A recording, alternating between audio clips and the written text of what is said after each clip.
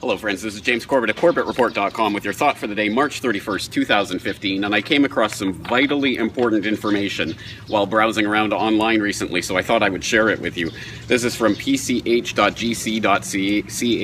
aka the Government of Canada Canadian Heritage website, Rules for Flying the Flag. Display of the flag. The national flag of Canada should be displayed only in a manner befitting this important national symbol.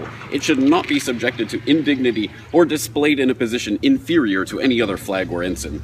The national flag always takes precedence over all national flags when flown in Canada. The only flags to which precedence is given over the Canadian flag are the personal standards of members of the royal family and of Her Majesty's blah blah blah. Oh, oops.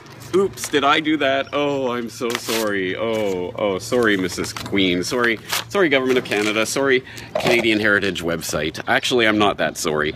I'm not that angry either. I'm not angry at the people who are brainwashed enough to believe this, the 30 million or so Canadians, and the 7 billion or so assorted people around the world who are brainwashed enough to believe in the most destructive, violent, tenacious, bloody, tyrannical cult that has ever been known in the history of humankind. I am referring, of course, to the cult of statism.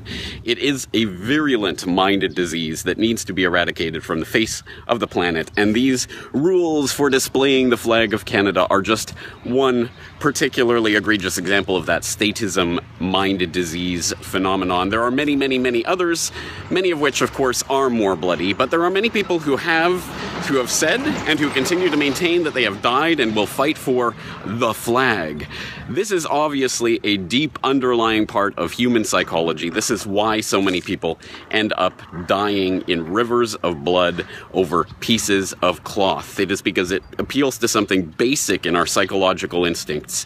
And it is disgusting, but it is what it is. And we have to understand that everything about the trappings of these elections and these figures up on the stage and the leaders and the alpha male psychology, all of this is deeply well understood by the people who have created this system in order to get people to go along with the bloodshed and the slaughter and the violence and the guns to the head that is all of these ridiculous pieces of laws, rules, regulations, and other restrictions that are placed on otherwise free human beings.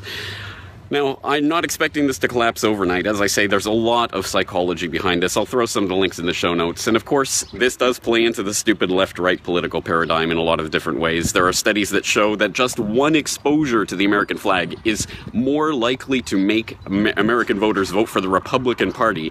The Canadian flag is red and white as a part of a historical phenomenon. Look up the Great Canadian Flag Debate and learn about how the Liberal Party engineered it so it looks suspiciously like the Liberal Party colors and all of those types of ridiculous left-right shenanigans.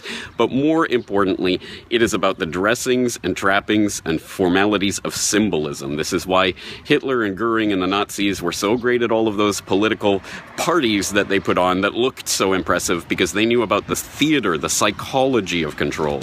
It is an exceptionally important part of the matrix that we're living in.